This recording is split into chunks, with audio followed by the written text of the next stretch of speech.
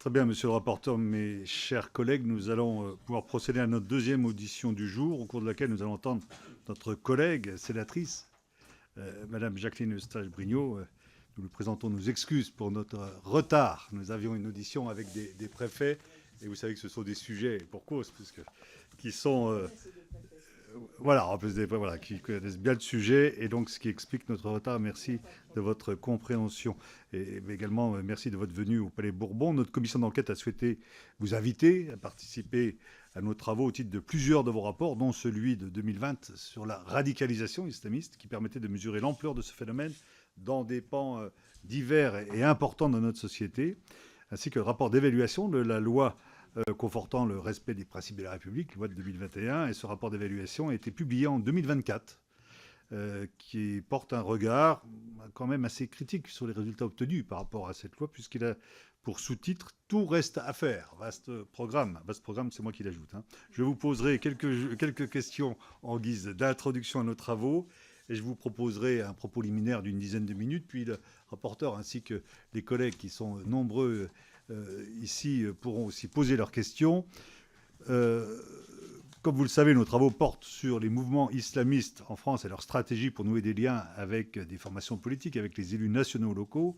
Or, dans votre rapport d'évaluation de la loi CRPR, confortant le respect des principes de la République, vous soulignez d'importantes disparités dans l'appropriation de cette loi par les élus locaux. Comment l'expliquez-vous ?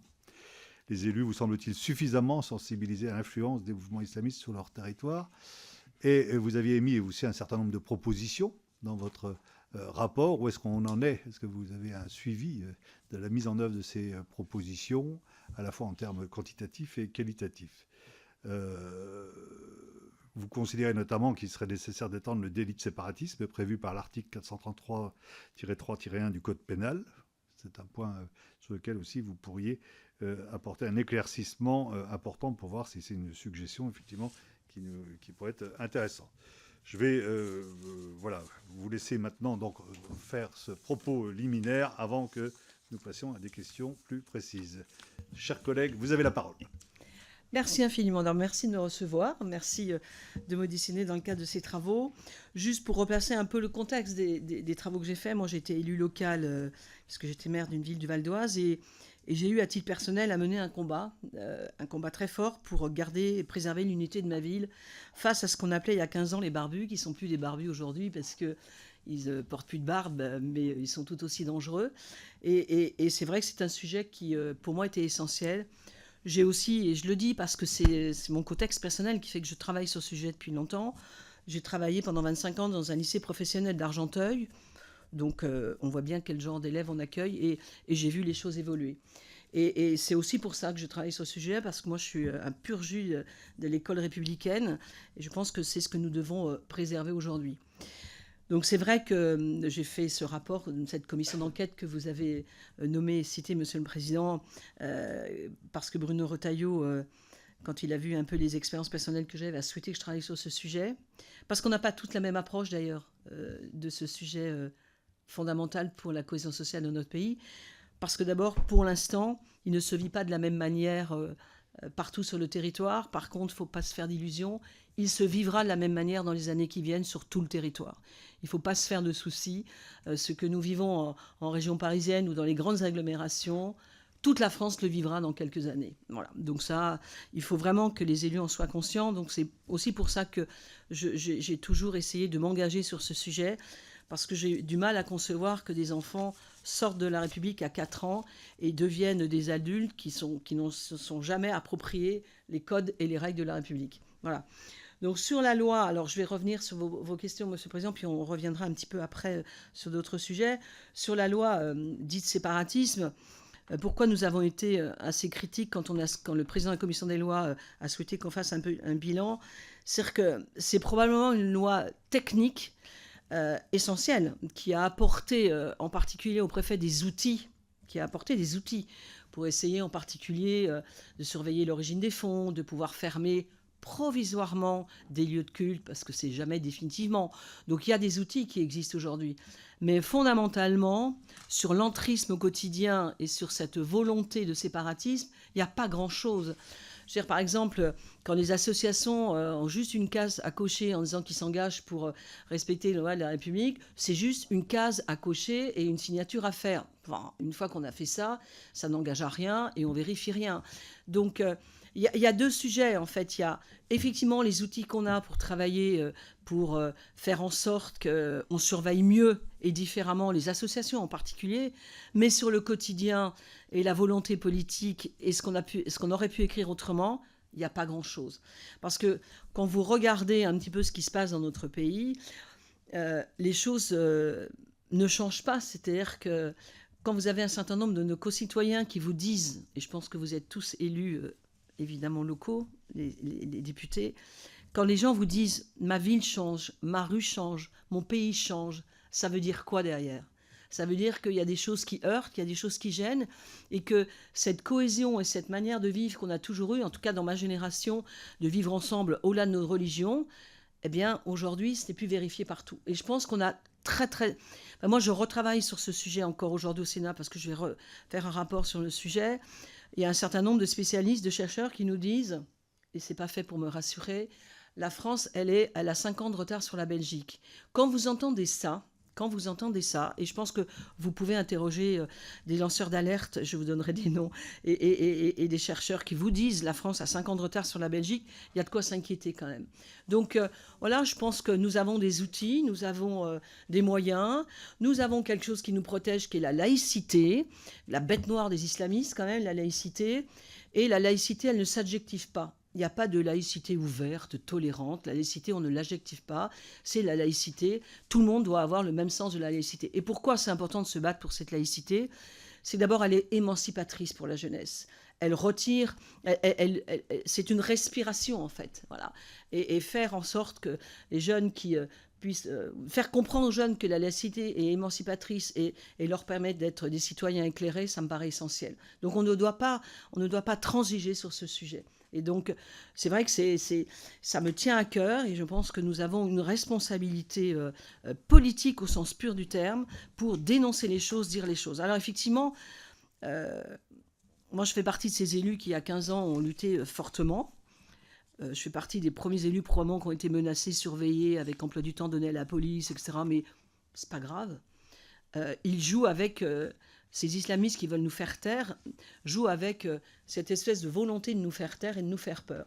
Et moins on a peur d'eux, plus on avance en fait. Et c'est le message qu'il faut faire passer.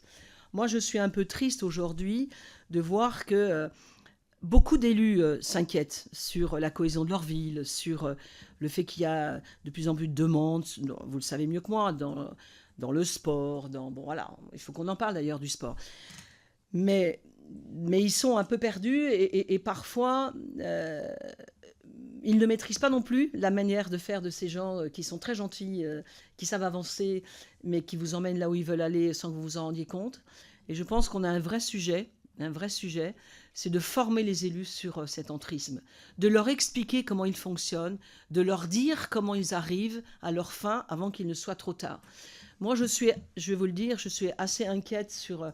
Je l'ai déjà dit d'ailleurs en 2020, sur les municipales prochaines, il faut faire très très attention à ce qui va se passer dans les municipales prochaines. En 2020, il y a déjà eu quelques listes avec un espèce d'entrisme qui a fait que des gens ne sont pas là pour l'ambition de leur ville ou l'ambition d'un projet commun pour un territoire, mais qui sont là pour faire avancer leur idéologie dans les territoires. Et il va falloir que les élus soient conscients que quand on a sur des gens de toute origine, de toute couleur de peau, des petits, des grands, des hommes, des femmes, on est là pour un projet commun qui est l'ambition de sa ville et pas autre chose. Parce que ce qui se passe, et vous le vérifierez certainement dans vos travaux, quand les listes sont infiltrées par un certain nombre d'islamistes, ils sont tout gentils au début. Au bout de 2 ans, ils quittent la majorité municipale à 2-3. Après, ils créent un groupe d'opposition, ils se préparent pour la suite. Ça se passe comme ça. Vraiment. Et il faut être très, très attentif à ça. Voilà. Parce que dans nos territoires, ça modifie un certain nombre de choses. Donc, je pense qu'il faut qu'on soit conscient. À titre personnel, je le dis, et moi, je n'ai pas d'état d'âme. Celles et ceux qui me connaissent savent que je n'ai pas de langue de bois. Ce n'est pas un sujet de droite, de gauche. C'est un sujet d'unité nationale. Vraiment, vraiment. Et de cohésion. et nous devons avoir la même vision sur ce sujet. Nous devons protéger les territoires, nous devons lutter contre ce qui existe déjà dans certains départements, de ces espèces de communautés et d'écosystèmes qui existent, où il n'y a plus que la religion qui est là, où les magasins ne sont pas diversifiés, et que des gens quittent les quartiers parce qu'ils ne s'y reconnaissent plus. Ça, c'est un vrai danger, vraiment. Donc, voilà, je pense qu'il faut qu'on fasse comprendre à la jeunesse d'aujourd'hui que vivre ensemble, c'est d'abord être citoyen, que la religion ne doit pas nous dicter nos rapports entre nous. Alors, moi, je regrette fortement que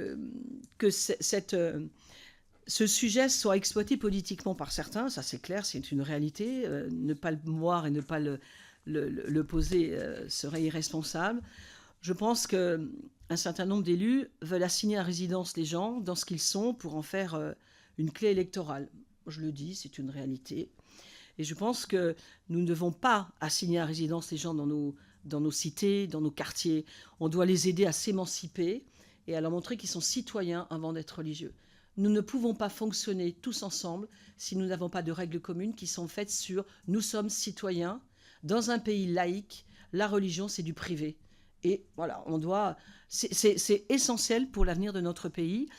Alors oui, c'est vrai que nous ne sommes pas le seul pays en Europe à être concerné par cet entrisme islamisme partout, mais nous sommes probablement, après la Belgique, qui est un cas à part, le pays le plus attaqué sur ce sujet, parce que nous avons comme étendard la laïcité. Donc nous sommes effectivement l'un des pays les plus attaqués, et je pense que, voilà, on ne peut pas avoir un discours de demi-teinte en disant...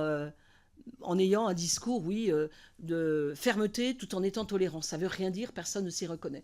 Et je pense que c'est votre enquête, probablement, votre commission d'enquête validera un certain nombre de choses que certains d'entre nous vont vous dire lors de ces échanges.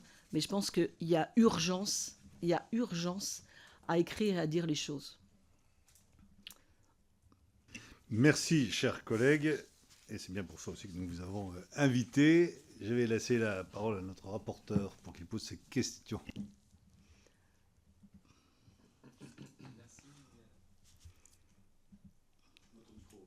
Oui, vous voulez que j'éteigne ? Voilà. Merci Madame la Sénatrice pour votre présence, pour votre travail. J'ai pris lecture de votre rapport avec beaucoup d'attention. Vous avez totalement raison quand vous dites que ce sujet est d'un intérêt absolument important, qu'il doit être transpartisan et qu'il touche là à l'unité de notre nation. On ne va pas évidemment dans ce rapport refaire ce que vous avez déjà fait. Oui, on s'en inspirera évidemment pour partie, mais je vais en venir plutôt au thème même qui nous rassemble aujourd'hui, c'est-à-dire les liens éventuels qu'il y a entre les partis politiques et l'islamisme. Est-ce que dans vos travaux, vous avez identifié des liens entre des mouvances islamistes et des mouvements politiques français ? Ces liens sont-ils particulièrement marqués dans certains mouvements ou partis politiques ? Dans la commission d'enquête que nous avions faite en 2019, on n'avait pas abordé ce sujet-là vraiment, mais je peux vous en parler librement. Enfin, il serait hypocrite de ma part de ne pas poser les choses avec clarté et j'assumerai tous les propos que je pose aujourd'hui. On a une extrême gauche aujourd'hui qui joue avec ça. Et c'est effrayant parce que, vous savez, moi je suis issue de quartiers populaires et de quartiers HLM, donc j'ai gardé ce lien dans ma ville avec ce quartier. Et je fais de la pédagogie en leur disant, personne ne remet en cause votre croyance. Personne ne remet en faute que vous croyez ou que vous ne croyez pas d'ailleurs. Enfin, c'est même pas le sujet. Sauf que pour vous libérer, essayez de comprendre ce qu'on peut faire pour vous. Et aujourd'hui, c'est évident que les mouvements d'extrême gauche aujourd'hui jouent sur cette corde en faisant quoi ? En disant ce pays est raciste, ce pays est islamophobe. On a eu clairement un premier élément.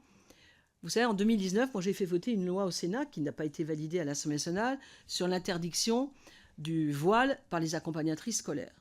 Voilà, je l'ai fait voter. Juste après, il y a eu la marche contre l'islamophobie. Juste après.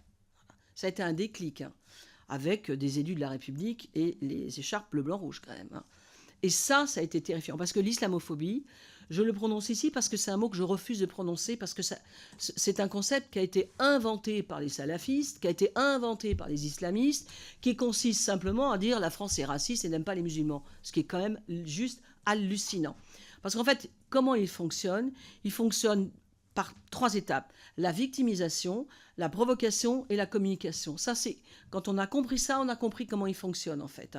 Le côté victimaire permanent du style on nous aime pas, on nous déteste. Voilà. Mais qu'on me dise qu'est-ce que c'est et comment en France aujourd'hui, voilà, nos compatriotes de religion musulmane sont rejetés. Ils sont rejetés nulle part. Je suis désolée.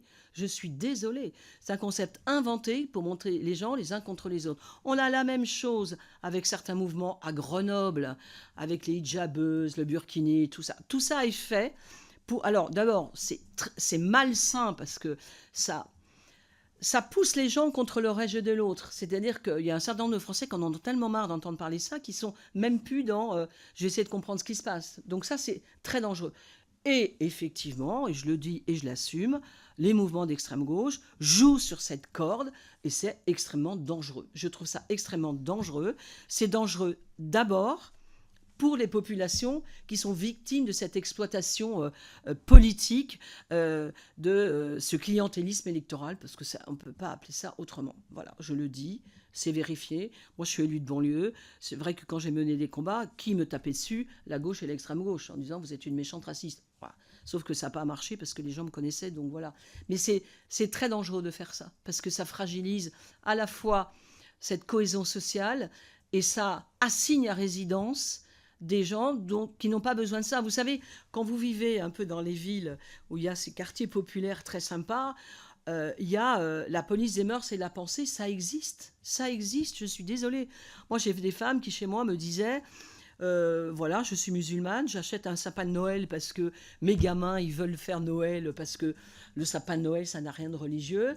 Et j'avais le barbu du coin qui venait lui taper à la porte en disant « Qu'est-ce que t'as fait, ma sœur? T'as mis un sapin chez toi? C'est juste interdit parce que nous, on fait pas ça. » Donc, il faut voir que dans les quartiers, on finit par instituer cette police des mœurs et de la pensée qui fait que ce discours qui est victimaire que certains portent, il a des conséquences dramatiques dans certaines villes, dans certains quartiers et dans notre pays. Et on ne peut pas laisser faire ça. Il ne faut pas laisser faire ça. Vraiment.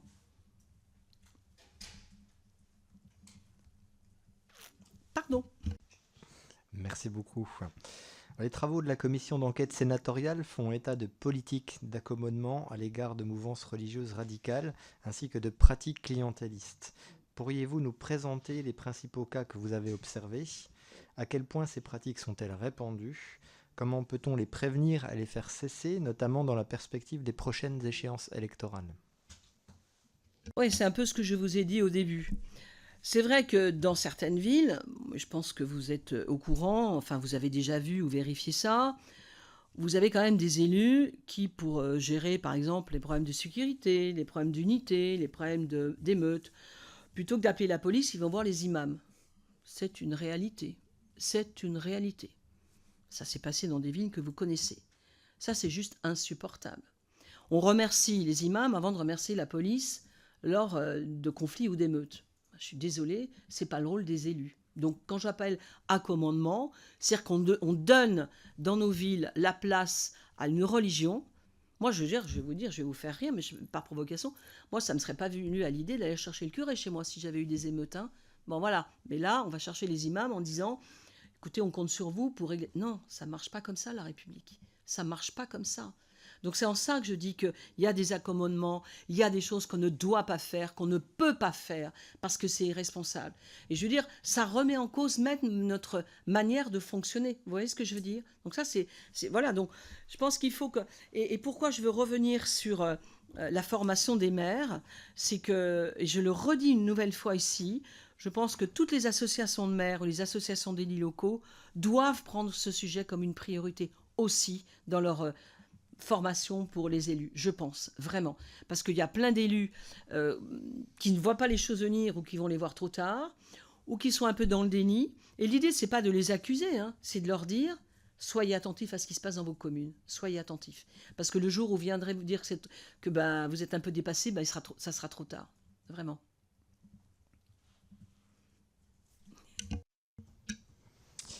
Merci. Le rapport d'application de la loi CRPR que vous avez co-rapporté en 2024 portait un regard critique et près de 3 ans après l'adoption de cette loi, dressait un bilan encore loin d'être concluant.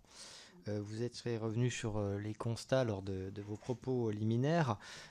Qu'est-ce qu'on pourrait mettre en avant comme recommandation pour améliorer cette loi?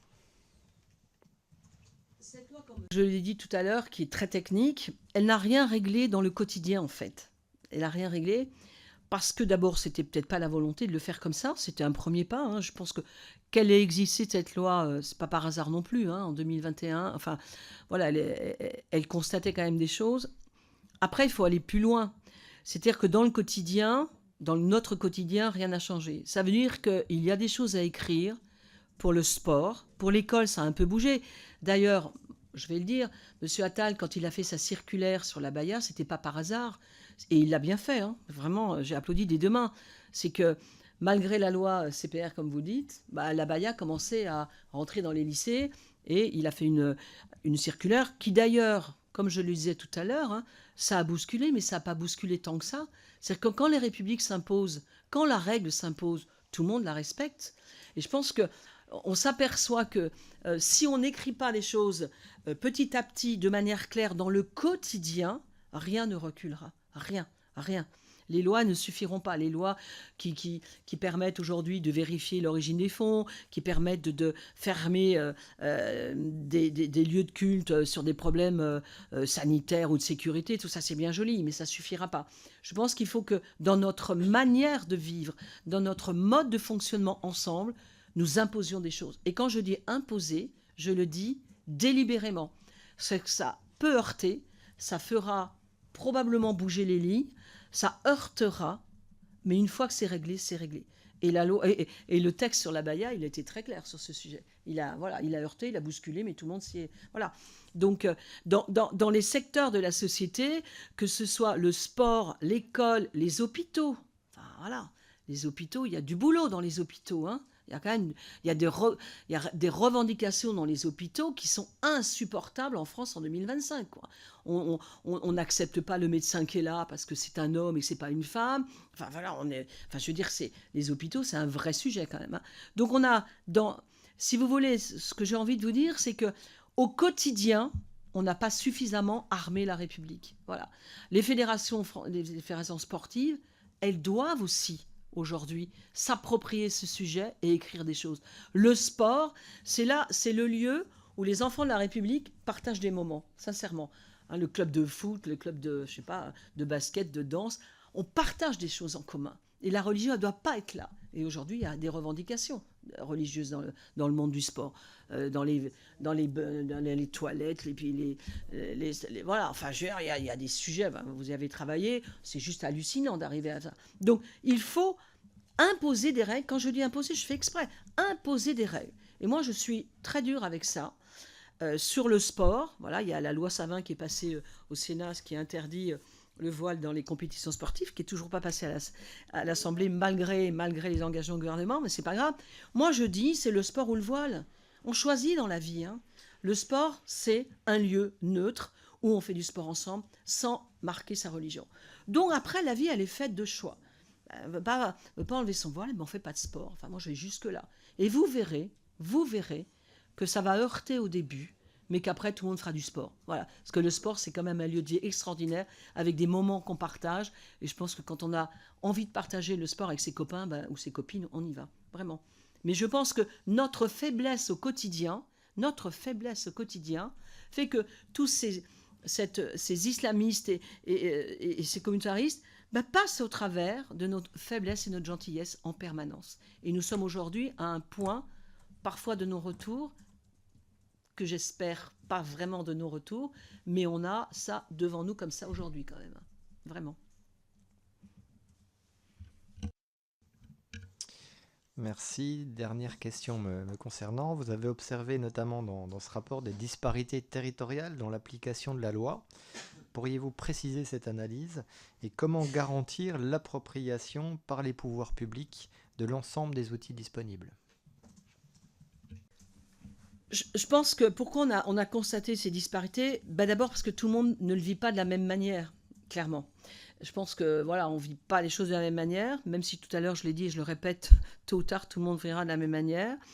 Et que, alors les préfets aujourd'hui, je vous en avais vous deux tout à l'heure qui sont très acteurs d'un certain nombre de choses, je pense, euh, ont des objectifs clairs de la part de l'État sur l'application de la loi. Mais elle n'a pas été effectivement appliquée de la même manière partout, parce que les problèmes ne se posaient pas de la même manière partout. Mais je pense qu'il va falloir effectivement qu'aujourd'hui, tout le monde s'approprie ce texte et que les élus aient conscience que ça fait partie de leur environnement. Il n'y a pas que les préfets, les élus locaux aussi. Hein. Les élus locaux, ils ont leur part à prendre sur ce sujet. Si vous voulez, les élus locaux, moi je suis très à l'aise parce que comme il y en a à droite comme à gauche qui font du clientélisme, je suis très à l'aise pour le dire. Les élus locaux, ils ne peuvent pas demander en permanence à l'État d'avoir des réactions à leur place. Ils doivent aussi être acteurs dans leur collectivité. Ils doivent être acteurs dans la collectivité. Ils doivent savoir dire non pour protéger l'unité de leur ville et en tout cas le vivre ensemble comme on le disait il y a quelques années. C'est aussi leur rôle, vraiment. Merci, monsieur le rapporteur. Chers collègues, y a-t-il des questions, madame Yadan?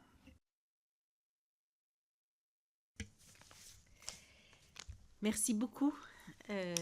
Merci beaucoup pour ces paroles, Madame Jacqueline Eustache-Brignot, parce qu'on en a évidemment besoin dans notre République. On a besoin de paroles fortes, et on a surtout besoin aussi d'élus, de sénateurs, de députés, d'élus locaux qui se penchent sur ce sujet.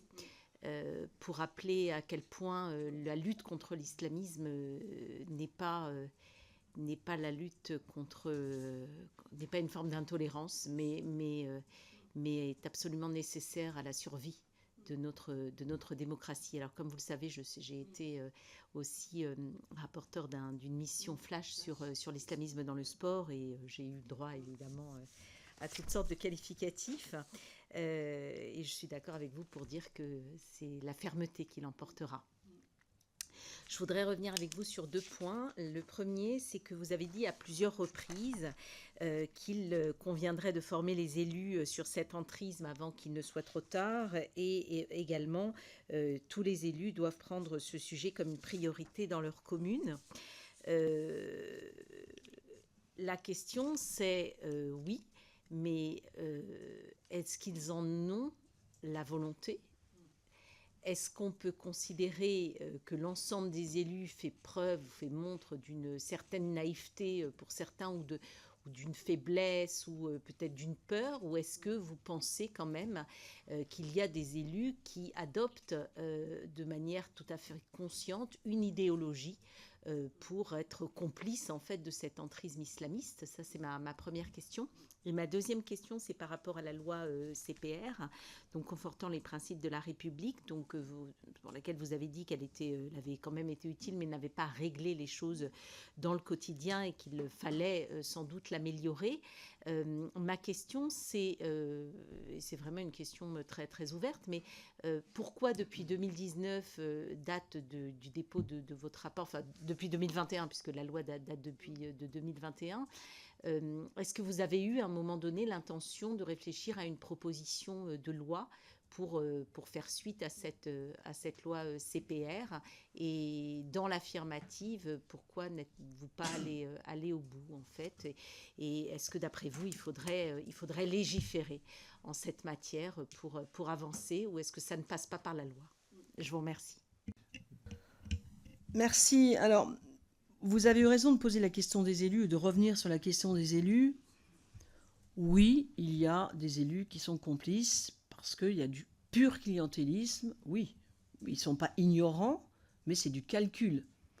On voit, et je pense que dans vos territoires, ça serait intéressant que vous regardiez les uns les autres, je ne vais pas vous donner de conseils, le nombre de projets de mosquées 6 mois avant les municipales. Hein. Voilà. Bon, j'en ai quelques-uns en tête, je me dis, franchement, voilà. Donc ça, c'est du pur clientélisme. Et les maires qui font ça sont acteurs. Donc voilà, ça c'est, faut juste pas se mentir, voilà.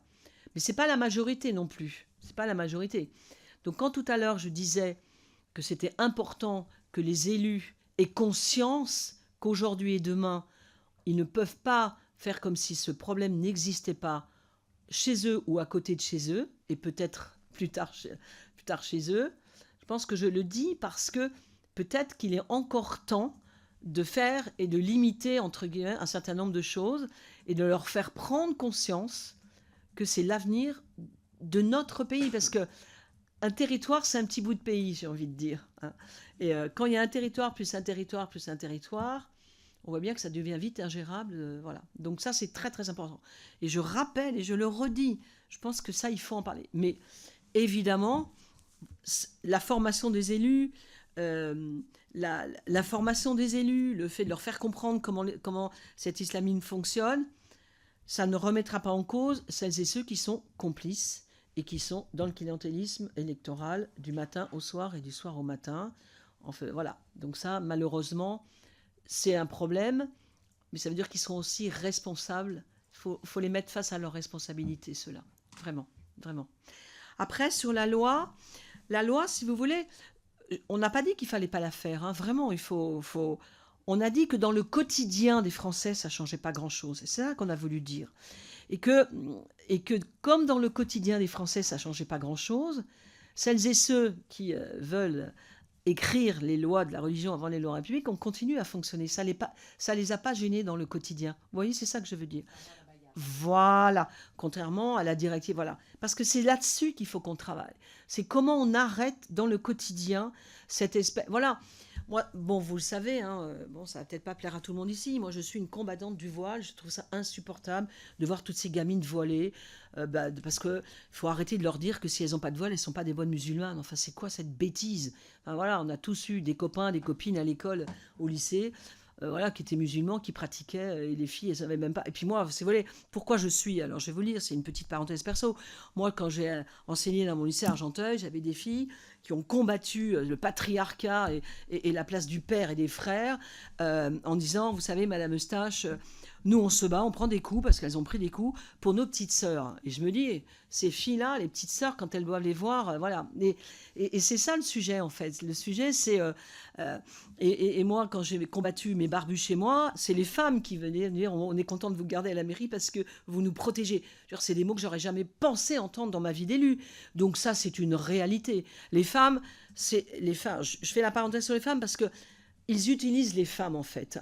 On voit bien pourquoi ils utilisent les femmes et le voile, c'est que c'est lisible dans l'espace public. C'est rendre visible dans l'espace public cette religion. Moi, je disais toujours aux habitants de ma ville, moi, votre religion, je ne veux même pas la connaître, ça m'est égal. Pour moi, c'est citoyen, point. Voilà. Et donc, le voile, il est fait que pour ça. Hein. Voilà, on le sait, tout le monde le sait, c'est un étendard. Celles et ceux qui pensent que je suis une folle dingue quand je dis ça, c'est une réalité. C'est écrire, inscrire par les femmes cette religion dans l'espace public. C'est une réalité. Il faut pas... Et elles n'ont pas toujours conscience de ça, d'ailleurs, hein, les filles. Elles n'en ont pas toujours conscience. Donc, voilà. Donc, après, il y a des textes qu'il faut qu'on écrive. C'est pour ça que je disais tout à l'heure, Madame la députée, c'est qu'il faut qu'on écrive des textes par morceaux pour lutter. Vous savez pourquoi j'ai fait cette loi sur les accompagnatrices scolaires?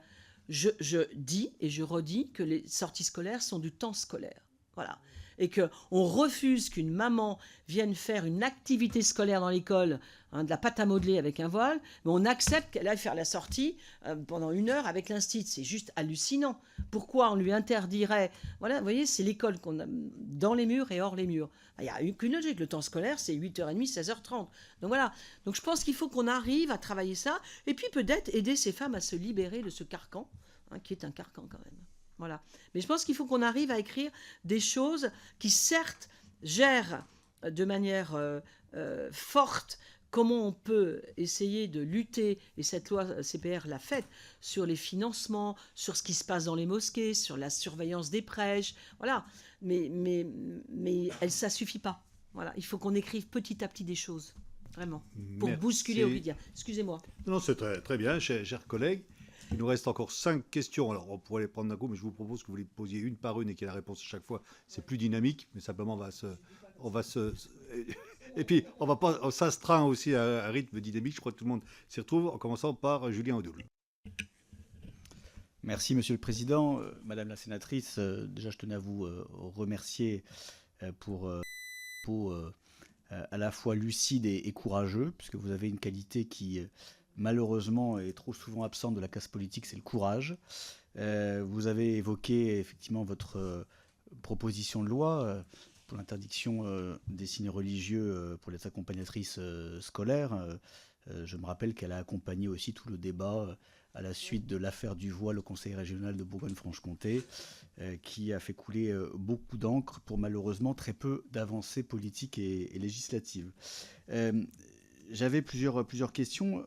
La première, à l'aune de votre rapport, de ce que vous nous dites aujourd'hui, est-ce que le problème de fond, le problème originel n'est pas un problème démographique déjà, le fait que les flux migratoires ont, dans certains territoires, dans certaines localités, soumis certains élus par la force du nombre à contrevenir aux règles et aux lois de la République, et donc à s'habituer à des accommodements, comme vous dites. C'était ma première question. Vous avez évidemment insisté sur l'extrême gauche, qui est l'éléphant au milieu du salon, bien évidemment. Enfin, je pense que tout le monde a remarqué, à la fois ici, à l'Assemblée nationale, et en dehors, les connivences, les pratiques de l'extrême gauche. Est-ce que vous avez constaté aussi une soumission de la part d'élus de droite, que ce soit dans des mairies, que ce soit au niveau départemental, que ce soit au niveau du Parlement, qui ont adopté à la fois les codes, le langage des islamistes à des fins clientélistes. Je vous remercie. Merci, Madame la sénatrice. Alors, sur le problème démographique, clairement, on ne peut pas nier qu'il y a aujourd'hui un problème démographique d'une population qui arrive, qui est de confession musulmane. Enfin, je pense que les chiffres sont là, la réalité, elle est là. C'est vrai. Mais ça n'empêche pas d'écrire des règles et des lois pour expliquer à celles et ceux qui arrivent chez nous, qui s'installent chez nous, que nous sommes dans un État laïque, avec une constitution très claire, et que les lois religieuses, on les garde chez soi à la maison. Ça n'empêche pas de faire ça. Mais c'est vrai que dans des territoires, c'est plus compliqué que d'autres, parce que le nombre fait que c'est plus compliqué. Mais ça n'empêche pas d'écrire des choses et d'imposer des choses de manière commune. Parce que c'est la règle commune qui doit... Vous voyez ce que je veux dire? Et que, y compris dans ces territoires-là, et plus dans ces territoires où effectivement il y a plus de population d'origine, on doit être très attentif à celles et ceux qui y travaillent. J'en ai pas parlé de ça, mais ça c'est extrêmement important. Celles et ceux qui travaillent dans ces quartiers, on doit être extrêmement attentif à qui on autorise à travailler dans ces quartiers. Faire attention aux associations. Le soutien scolaire, il ne doit pas être fait par n'importe qui. L'encadrement, il ne doit pas être fait par n'importe qui. Moi, par exemple, à titre perso, et je le dis, je n'ai jamais accepté, parce que moi, j'avais 30% de ma commune, HLM, politique de la ville. Je disais toujours que les animateurs de quartier, je ne voulais pas qu'ils soient issus du quartier parce qu'ils n'avaient pas la liberté pour travailler. Quand vous êtes sous la pression du quartier, vous ne pouvez pas travailler comme vous voulez. Je les aidais à aller travailler ailleurs, les jeunes du quartier, parce qu'ils avaient le droit de travailler. Je les aidais. Mais dans ce quartier-là, tous les animateurs et éducateurs n'étaient pas issus de ce quartier. Parce que là, vous êtes dans l'enfermement. Vous voyez ce que je veux dire? Et l'enfermement, il favorise toutes ces dérives. Le père qui vient dire, bref, vous imaginez. Donc, ces pressions-là, il faut lutter. Et ce n'est pas parce que, effectivement, des quartiers, vous avez raison, évidemment, ils sont marqués par une population d'origine étrangère et musulmane, il y en a, mais ça ne veut pas dire qu'il faut baisser les bras. Il faut imposer la République partout, vraiment. Alors, plus difficilement, certes, dans des quartiers que d'autres, mais il n'y a aucune raison de ne pas le faire. Voilà. Et c'est en écrivant des textes et des lois, voilà, qu'on arrive à le faire et l'imposer. Et pour ça que je fais exprès de dire imposer. Aujourd'hui, on en est à un moment où il faut imposer.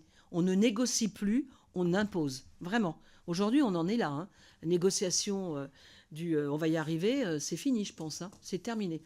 Alors, sur la soumission des élus de droite et de gauche, moi, je suis pas là pour faire le procès de qui que ce soit.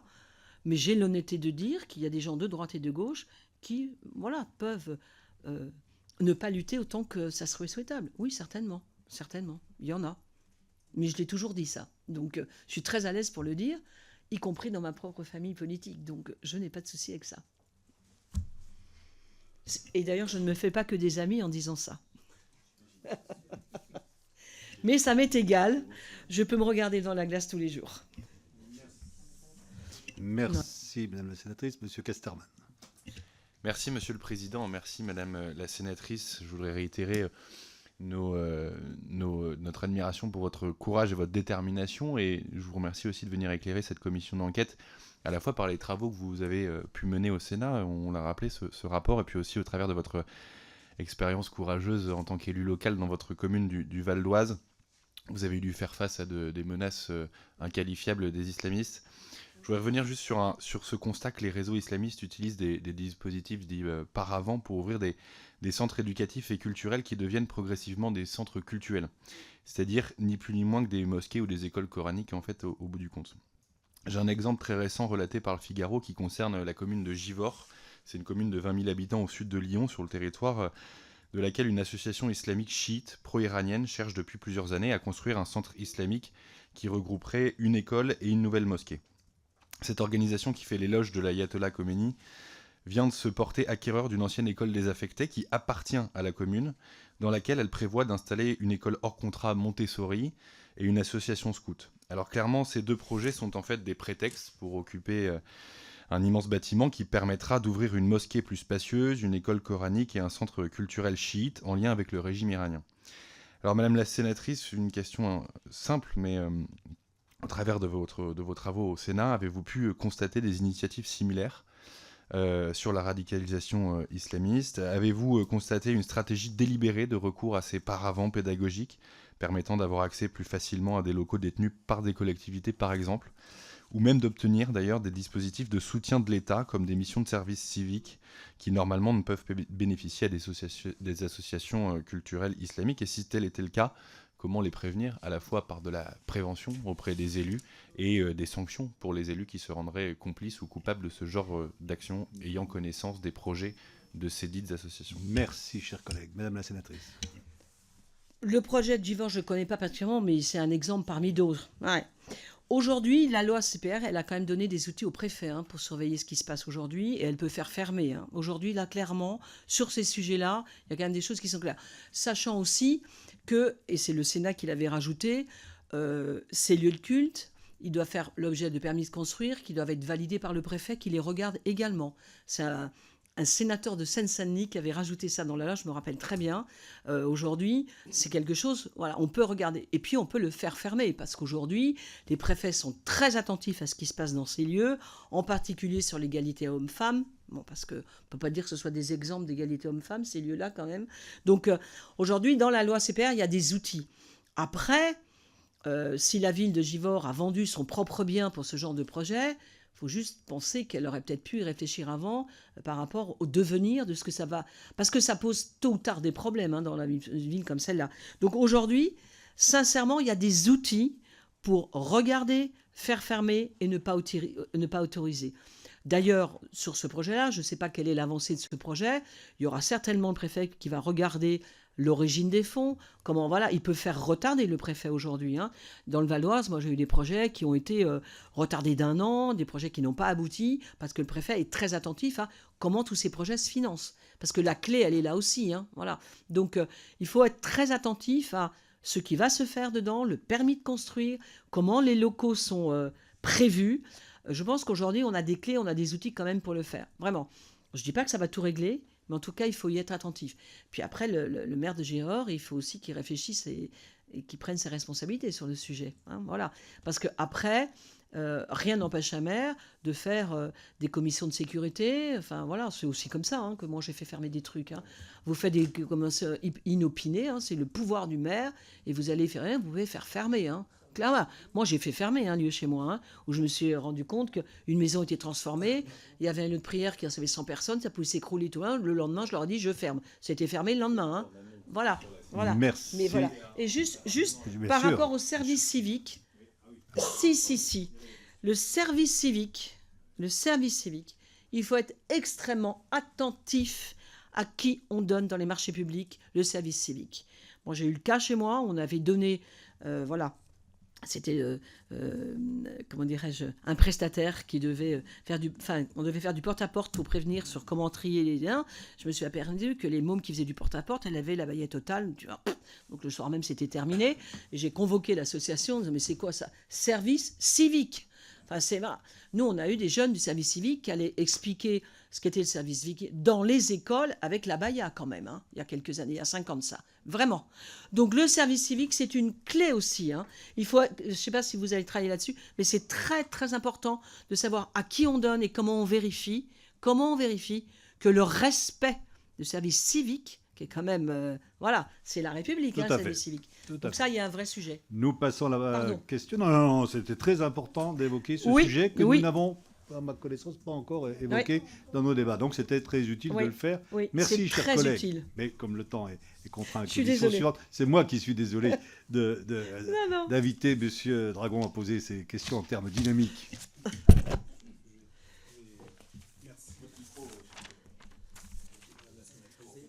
Oh, pardon.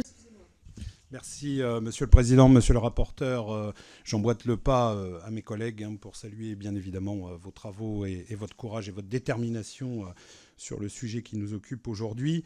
J'avais plein de questions et je ne pourrais pas les poser toutes, évidemment, mais quelque chose retient mon attention en tant que parlementaire engagé de longue date sur les questions de laïcité et de lutte contre l'islamisme. Quel constat tirez-vous des dérives observées au sein de certaines collectivités locales où des responsables politiques semblent fermer les yeux au nom du pas de vague, il faut rien dire, il faut laisser faire. Vous avez dit, quelque chose m'a interpellé, qu'au niveau local, les élus doivent faire attention aux tentatives de l'entrisme islamique. Mais en fait, que faut-il faire quand des élus, sciemment, finalement, mettent en avant des fêtes religieuses ou tout un tas de choses en rapport avec la religion, en mettant à disposition des salles, en font la promotion sur les réseaux, par exemple. J'ai vu cet exemple dans mon département de l'Aisne il y a quelques temps. Ils en font la promotion, d'ailleurs, comme ils ne le feraient jamais pour une autre religion. Et en fait, qu'est-ce qu'il faut quand on est élu local, qu'est-ce qu'il faut faire quand on observe ça? Est-ce qu'il faut le dénoncer publiquement? Est-ce qu'il faut dire... je ne sais pas, ça m'interpelle parce qu'en fait, on dirait que les gens ont peur. Je vous remercie de votre réponse. Merci, Madame la sénatrice. Après, c'est l'engagement individuel des élus dont vous parlez là, et vous avez raison de le dénoncer. Mais je pense qu'il faut vraiment, moi j'ai pas d'état d'âme avec ça, il faut dénoncer ces comportements. Il faut les dénoncer pour 2 raisons. C'est qu'à court, moyen et long terme, ils remettent la cohésion nationale. Donc un élu, quel qu'il soit, il ne doit pas être porteur de cette remise en cause de la cohésion nationale. Vraiment. Et je pense que rien ne nous empêche de dénoncer ces dérives, ces choix politiques qui entraînent la France derrière. Vous voyez ce que je veux dire? C'est pour ça que tout à l'heure, je disais, une ville, un département, c'est un petit bout de territoire. Mais il est dans la République, ce petit bout de territoire. Il ne faut pas l'oublier. Et les petits bouts de territoire qui se détachent de la République, ça fait des grands bouts de territoire qui, tôt ou tard, se détacheront de la République. C'est en ça qu'il faut lutter. Vraiment, vraiment. Merci, toujours de manière dynamique. Madame Le Grip. Merci, Monsieur le Président, Monsieur le rapporteur. Merci de vos propos très francs et très clairs, chère Jacqueline Eustache-Brinio, Madame la sénatrice, et bravo pour votre courage, effectivement, et vos travaux que je suis depuis, je le dis vraiment en toute sincérité, vous avez beaucoup d'opiniâtreté, c'est à saluer, beaucoup de courage. Vous avez parfaitement raison d'insister sur l'importance des prochaines élections municipales, hein. On en parle assez régulièrement, et sur le sujet de la conscientisation, de la sensibilisation des élus ou des futurs élus, et puis de leur formation. Le préfet Brugère, j'ai la chance d'être député des Hauts-de-Seine et donc de me réjouir d'avoir un excellent préfet, notamment sur ce combat-là. Et le seul, à ce stade, préfet de la République avait organisé dans la préfecture des Hauts-de-Seine, un séminaire de formation à destination des élus locaux sur les enjeux de l'islamisme. Et bon, on croit comprendre que d'autres préfets pourraient être intéressés, mais envisagent plutôt de le faire après les élections municipales, ce qui enlève un petit peu d'intérêt à la chose. quels sont les contacts ou les réponses que vous avez eues ou pas de la part des grandes associations d'élus? En tant que sénatrice, avec vos collègues sénateurs, vous êtes beaucoup plus à même que nous, pauvres députés, de pouvoir vous adresser directement aux associations d'élus, de leur proposer, de les sensibiliser elles aussi, voire de les inciter fortement à intégrer cela et à professer peut-être quelques bonnes vérités, quelques bons conseils. Merci beaucoup. Ça tombe bien cette question parce que comme je retravaille un peu ce sujet au Sénat, récemment j'ai souhaité auditionner des associations d'élus. La plupart ne sont pas venus parce que ça ne les concernait pas. Et celles qui sont venues, ça les concernait qu'à moitié en disant bah, ça ne nous concerne pas vraiment. Et moi je suis élue locale, enfin voilà, j'étais maire adjoint. Je me suis dit mais comment une association d'élus peut me dire ça aujourd'hui? Et par provocation, je le dis là, hein, puisque de toute façon, en plus, je suis une commission d'enquête, je ne dois pas mentir. Par provocation, je dis, bah, écoutez, moi, je vous propose, lors du salon des maires de France qui a lieu très prochainement, de faire des tables rondes et je viens. On me dit, ah non, surtout pas. Alors, à la limite, qu'ils ne veulent pas... C'était pas sur moi, ce que j'ai dit, mais pas moi obligatoirement, il y a plein de spécialistes, moi, je ne suis pas... Mais poser le sujet avant les municipales, échanger là-dessus. Parce qu'effectivement, dans les associations d'élus, il y a des gens de droite, de gauche, mais ça concerne, c'est transpartisan ce sujet. Parce qu'il y a des gens de gauche qui pensent comme moi, et des gens de droite qui ne pensent pas comme moi d'ailleurs. Bon, pas tout à fait. Donc, du coup, eh bien non. Donc c'est ça qui m'a... C'est pour ça que le préfet, quand il est sorti, a dit, vous savez, il faut qu'on arrive à convaincre les associations d'élus. Il faut... On ne peut pas demander... Enfin, je ne sais pas, vous êtes élu, et je trouve que quand on est élu, on est un modèle, on est celui qui montre le chemin un peu. Et on ne peut pas demander aux Français d'être courageux si les élus ne sont pas courageux. Je suis désolée. Dans les quartiers populaires, il y a des Français qui sont très courageux, qui luttent contre les narcotrafics, qui luttent contre tout ça. Mais si nous-mêmes, nous ne sommes pas un exemple de courage, on ne peut pas demander aux Français d'être plus courageux que les élus, hein, clairement. Donc ça, c'est un vrai sujet qu'il faudra vraiment le poser. Merci. Merci. Et pour terminer, toujours dynamique, Monsieur Buisson. Merci, Monsieur le Président. Alors, deux questions rapides. Bonjour, Madame la sénatrice. Vous avez dit tout à l'heure que la France, non, la Belgique, c'est la France dans 5 ans. Bon, c'était propos... je crois que vous avez dit ça dans cet ordre-là. Oui, hein, j'ai dit voilà. que nous avons 5 ans de retard. Voilà, donc en fait, c'est ça. Donc, j'aimerais juste que vous précisiez un petit peu, est-ce qu'il est trop tard en Belgique, du coup? Et c'est quoi finalement ce trop tard? Qu'est-ce que c'est dans votre esprit? Et puis j'avais une deuxième question, parce que là c'est un peu vague. Une deuxième question sur, vous avez parlé du voile à l'école, je suis enseignant aussi, donc je sais que c'est quelque chose qui me touche, qui me révolte comme vous, qui me donne des boutons. Mais finalement, est-ce que le danger du halal est à mettre sur le même plan ou pas? Je me posais la question. Parce qu'il y a aussi des écoles qui ont essayé de servir des repas halal dans les écoles publiques, avec des sénateurs, pas des sénateurs, pardon, des départements qui ont répondu que c'était possible, que ça posait pas de problème. Et on voit bien que c'est le voile comme le halal, comme tout le reste finalement, c'est une accoutumance des jeunes aux faits religieux dans l'espace public. Donc, quel est votre avis là-dessus ? Donc sur la Belgique, bon, quand vous regardez un peu ce qui se passe en Belgique et l'entrisme en Belgique, où vous voyez les conseils municipaux, vous voyez la place qu'a pris, puis d'abord même à titre perso, quand vous allez en Belgique, la Belgique d'il y a 10 ans, la Belgique d'aujourd'hui, c'est tout à fait la même, hein, vraiment. Donc c'est vrai que ces revendications permanentes, et on les a vues beaucoup en Belgique, pour ça que j'en parle, au moment des élections, hein, je veux dire, au moment des élections, ça s'est révélé une réalité. Il y a quand même, voilà. Donc, quand on dit la France est en retard de 5 ans, c'est-à-dire que c'est les chercheurs qui le disent, c'est les lanceurs d'alerte qui disent, vous avez un retard de 5 ans, si vous ne mettez pas le haut là maintenant, vous aurez des revendications religieuses de plus en plus fortes, et vous aurez des élus communautaires qui sont uniquement élus pour faire passer leurs revendications religieuses avant la République. Ça, on ne peut pas le concevoir chez nous. Donc c'est pour ça qu'il est urgent de poser le problème sur la table. Sur le voile et sur le halal, les choses sont claires. La cantine, elle n'est pas obligatoire. Ce n'est pas un service obligatoire. On n'est pas obligé d'aller à la cantine. Et un maire n'est pas obligé de faire de la cantine. Je provoque un peu. Donc je provoque un peu. Donc à la cantine, on a Enfin, ça a commencé comme ça d'ailleurs, hein, si vous regardez bien l'histoire de toutes ces revendications et ces accommodements, c'est le halal à la cantine. Je suis désolée, à la cantine, on mange ce qu'il y a. Voilà. Moi, je pense que l'école de la République, c'est l'école, c'est comme le sport, où tous les enfants mangent ensemble et où voilà. On ne veut pas manger tel plat, ben on en mange un autre, enfin, ou on n'en mange pas, mais voilà. Donc, on n'a pas, et à l'inverse, on n'a pas à imposer du halal à tous les enfants. Enfin, c'est juste hallucinant. Enfin, on n'impose pas du halal à tous les enfants. Les enfants qui veulent manger halal, il y a peut-être d'autres solutions dans les écoles, mais en tout cas, on n'impose pas le halal à tous les enfants. Clairement. Parce que tout ça, ça fait partie de ces petits accommodements qui font que aujourd'hui, on est quand même allé encore plus loin que ça. Vraiment. Et ça, c'est un vrai sujet. Un vrai sujet.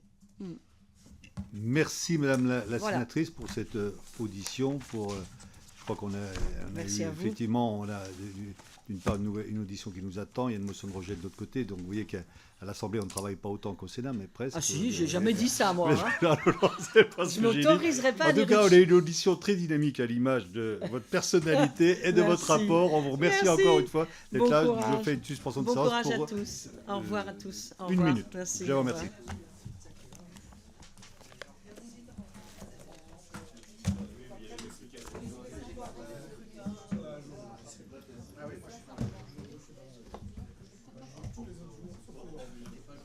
Au revoir. Non. Merci. Merci gentil. Merci beaucoup. Au revoir, chers collègues. À bientôt. Merci. Au revoir, mesdames. Au revoir. Au revoir. À bientôt. Au revoir. Au revoir, messieurs, dames. Merci.